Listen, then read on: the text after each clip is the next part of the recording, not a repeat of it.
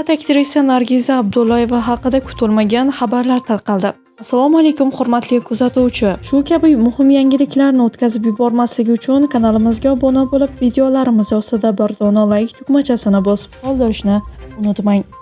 Navo TV efirida aktrisa Nargiza Abdullayeva 16 yoshli farzandlarining yetukligi haqida so'zlab berdi.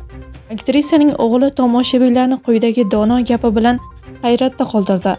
Bola erkak bo'lib tug'iladi, lekin har kim ham erkak mas'uliyatini his qila olmaydi. Yosh bo'lishlariga qaramay aktrisaning farzandlari ommaviylikdan ongli ravishda qochishni ma'qul ko'rishadi. Ular atrofdagilar o'zlarini oilaviy maqom yoki mashhurlik orqali emas, balki shaxsiy fazilatlari uchun qadrlashini istashadi. Shu sababli onasidan ularni oshkora qilmasligini so'rashgan.